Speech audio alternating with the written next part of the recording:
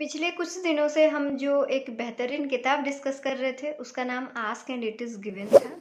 इसको लिखा गया था ईस्टर एंड जेरी हिक्स के द्वारा और ये टोटल किताब है teachings of Abraham Hicks. Abraham Hicks वो है, ईस्टर हिक्स जी के जो नॉन फिजिकल एक्सटेंशन है वो है।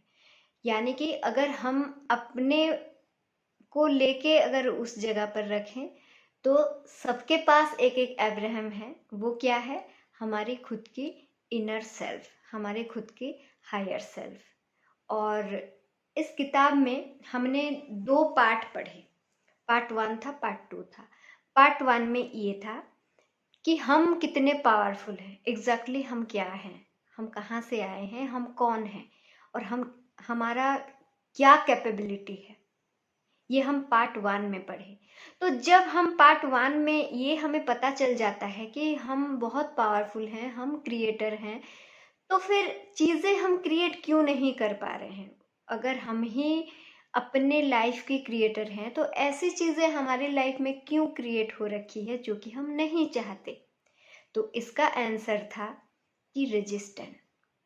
तो उस रेजिस्टेंस को अगर हम हटा दें तो लाइफ नेचुरली हमारी ओर शांति को, खुशी को, एबंडेंस को हमारी ओर फ्लो करेगी।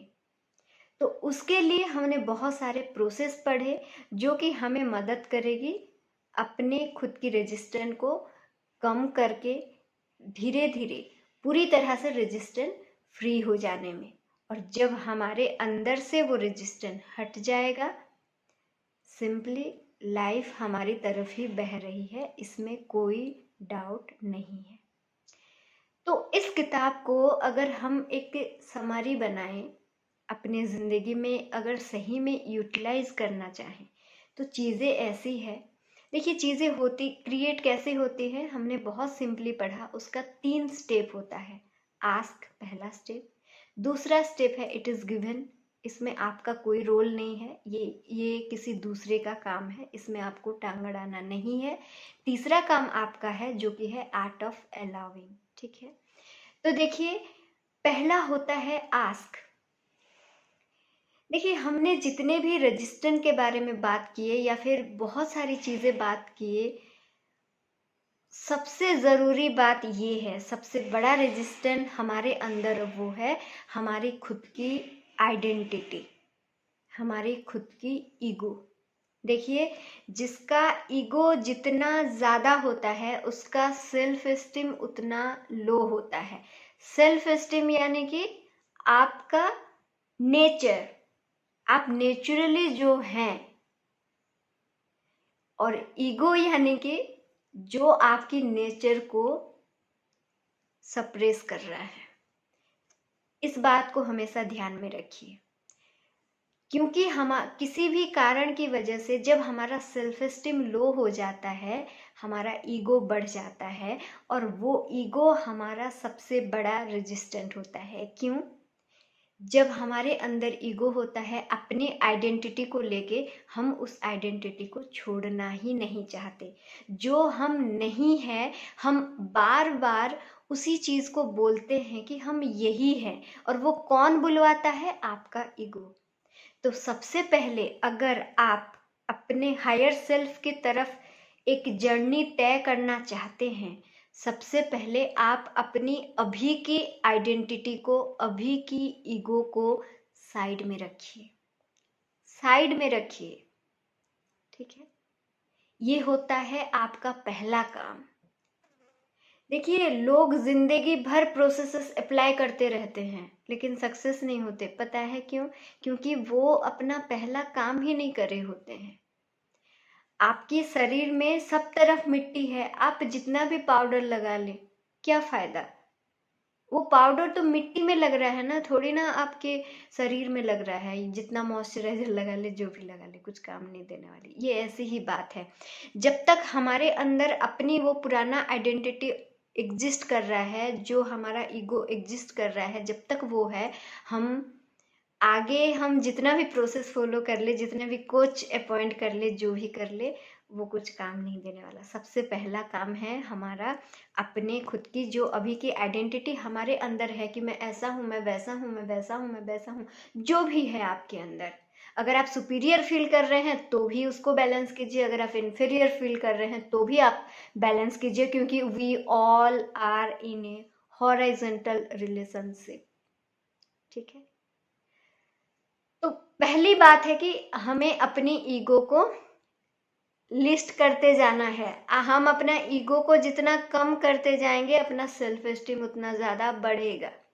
ठीक है, और जब आपका सेल्फ एस्टीम बढ़ेगा आप अपनी हायर सेल्फ की तरफ जाने की योग्य बनोगे। ठीक है, ये है हमारा पहला स्टेप। देन है दूसरा स्टेप कि इट इज़ गिवन।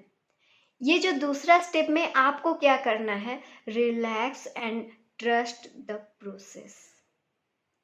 देखिए, पहली बात में हमने क्या बोला, ईगो की बात की। हम सब कुछ तय करना चाहते हैं, सब चीज हम अपने कंट्रोल में करना चाहते हैं। नहीं, ये ऐसा होना चाहिए, वो वैसा होना चाहिए।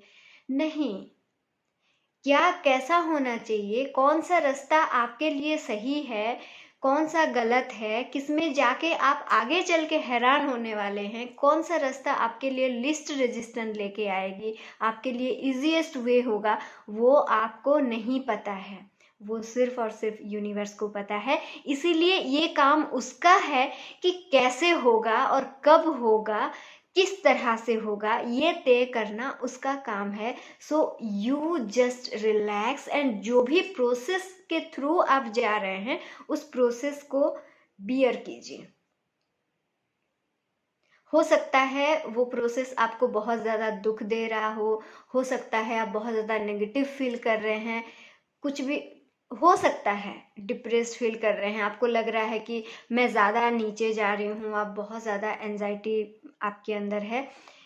लेकिन फिर भी आप वहाँ पर ये सोचिए कि I have to trust the process.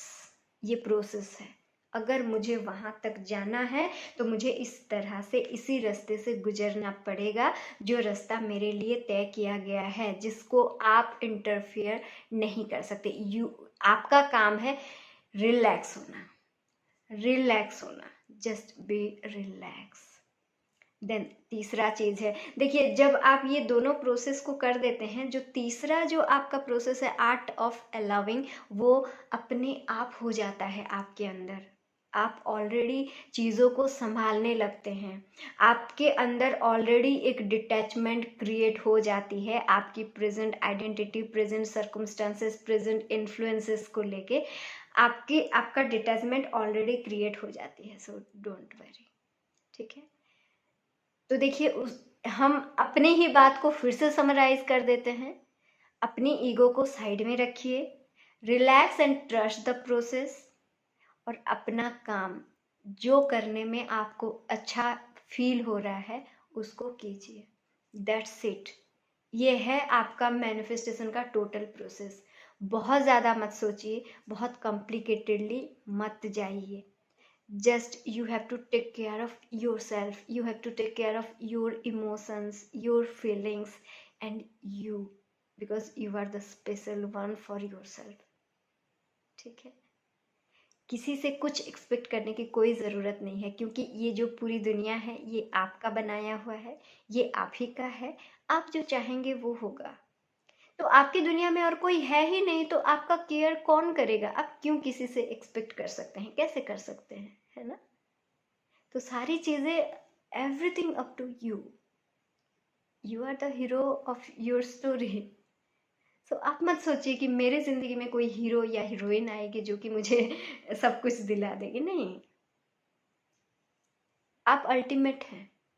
So treat your self like that and just go through the book, go through the processes. And अगर कोई कहीं पर भी आपको प्रॉब्लम होती है, प्लीज़ कमेंट सेशन ओपन है, आप डिस्कस कर सकते हैं मेरे साथ। एंड नेक्स्ट हम चलते हैं और एक किताब की तरफ, जो कि हमारा एक सोशलाइजेशन के ऊपर है, पेरेंटिंग के ऊपर है।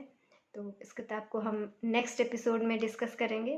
Till then bye bye and thank you so much for watching, and please go through the books. Thank you.